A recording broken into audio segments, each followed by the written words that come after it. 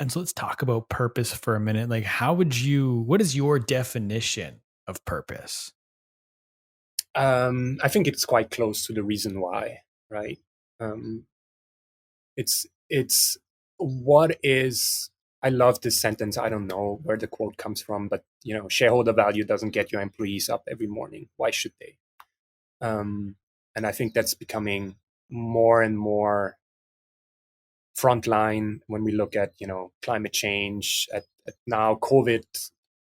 Even us now, we have a really hard time finding people in recruiting because they all say, what is the meaning behind this, right? Why should I sacrifice 50 hours of my life every week to grow someone else's pocket, or to do something that's completely meaningless for me as a person and for the communities that I'm in? So to me, it's really about what is the reason behind the company's existence, what is the impact that the company has beyond financial gain, what is the role that they play in their community, with their peers, with their employees, with their clients, and in that interconnected global economy.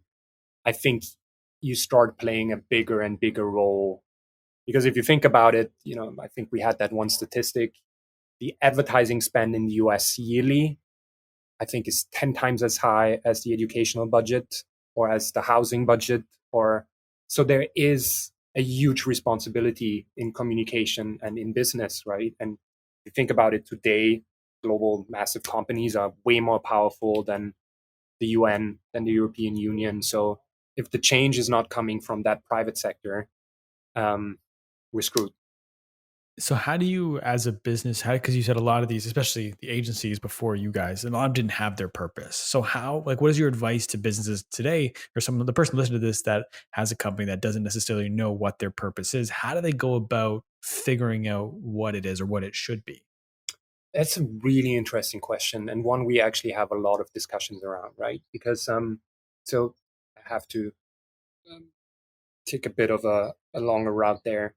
Um, a couple of years ago, we realized with RDB that communication only goes as far, right? So we have access to the CMO, rarely to the CEO. So we can shape the brand, we can shape the narrative, and of course that has some influence. But the whole purpose evolved into the topic of impact, and that goes so much further than just communication and branding and marketing and advertising.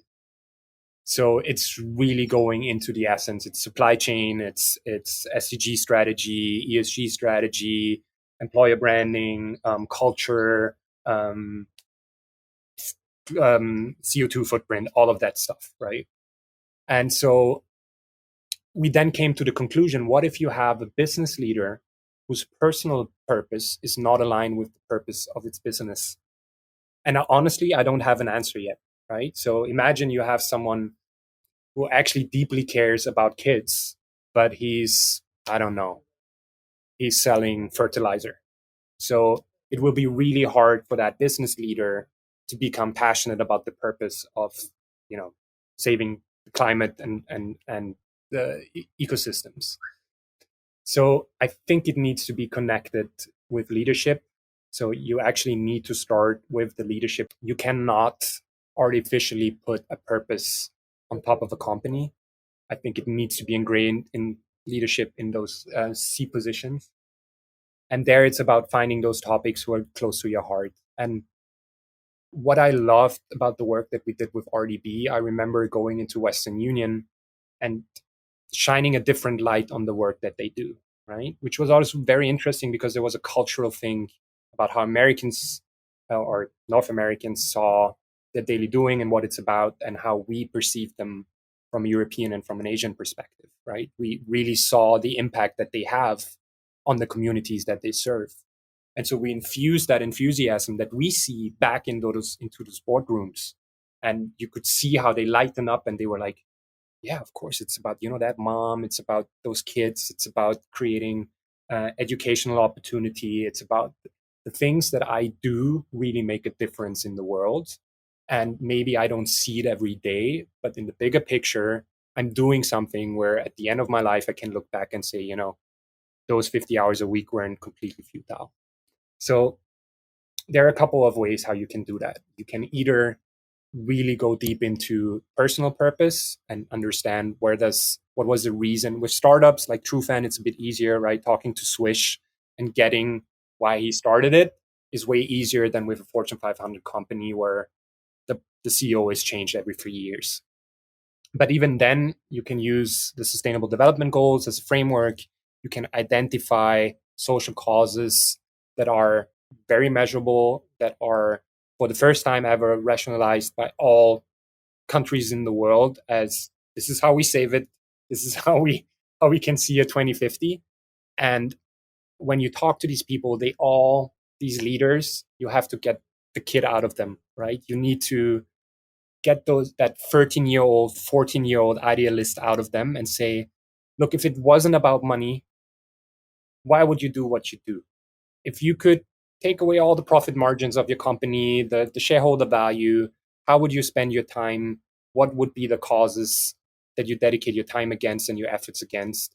And that's where you can start actually, right? And then often in just 4 or 5 hours or 2 hours, you really can take the essence out of that.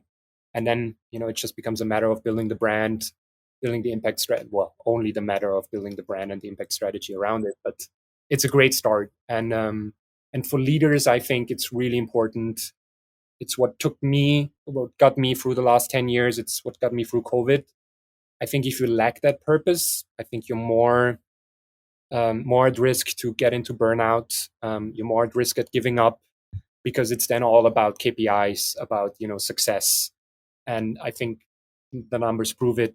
Brands and leaders who are purpose driven have a longer breath, more sustainable success, and can take hardship and failures easier because their inspiration and their motivation is not coming from there, right? If you do a small good thing or a big good thing, I think it always gives you the same sentiment. So I don't think it's a matter of scale, even if it's something small. I can think it gives you that purpose and that motivation to go on. So if purpose starts from the top, it's top down. What has your approach been then to building the team around that purpose? Because obviously, like you said, it's difficult when the leader's purpose doesn't map to the business's purpose, but it must be almost as challenging if the leader has a purpose, but the rest of the team below the leader doesn't care about that purpose. So how have you approached with RDB establishing a team that's bought into the culture and the purpose of the agency? Yeah, that's a difficult one.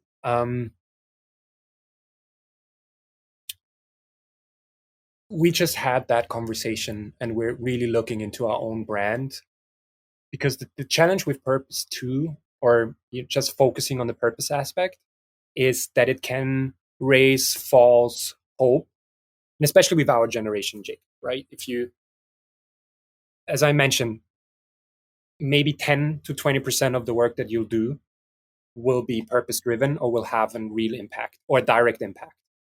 So it's really important to manage expectations, to, as I mentioned, to say every small difference makes a difference, right? Don't expect your company to change the world by tomorrow. It's the small wins and the small gains. But that's really hard to sell into the workforce because the workforce is expecting, with my direct contribution, I want to feel that purpose and I want to feel that impact, which is really hard to do for an accountant, which is really hard to do for a copywriter, maybe a copywriter even more. Um, but we often had that conversation about, yes, there is a part with Western Union that is purpose driven, but 80% of the work is how can we help them drive app installs? How can we help them, to uh, to share their thought leadership on fintech topics and compliance. So you have a copywriter who is joining RDB because they want to make the change, they want to bring change to the world, and then I have to write fucking copy for, I don't know, compliance, right? Um, so it's a matter of, and I still think business itself hasn't quite figured that out yet. It's a matter of showing the bigger impact to the entire team, and what they're daily doing is enabling. But we really struggle, or I wouldn't say we really struggle, but we realize with it might not always be enough. because you can only sacrifice yourself for so long to do something shitty so something good happens somewhere else, right? At one point, people are like, look, that's all fantastic that my work is enabling others to drive positive impact or to create impact. But at one point, I want to feel that myself and I want to see that myself. So yeah, it's a hard thing to do. I think it comes down to um, education, and that's a massive part because the whole world of sustainability is so abstract and so far away. So you actually need to teach your employees and your workforce business KPIs first, which is really difficult with creatives, right? They want to do beautiful work. They don't care what is the return on investment, what is the conversion rate, what is the footprint. They want to do a beautiful campaign that raises beautiful emotions and shines light on a social cause. So you first have to do business education, and then you have to do impact education, right? And you come with abstract metrics of impact measurement and so on and so on. So there is still a long way to educate employees about how their work is contributing to a bigger impact.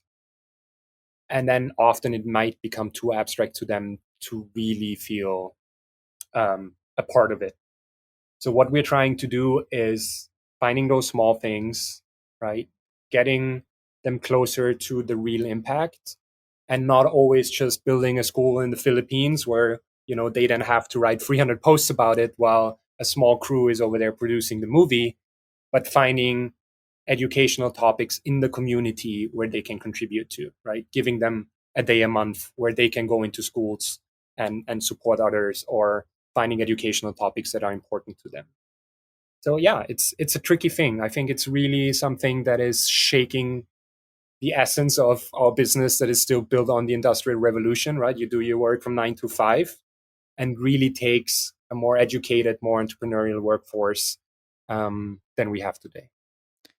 So then when you're sitting down in an interview across from someone, what are some of the things you're looking for to know that they'll be a right fit within RDB's culture?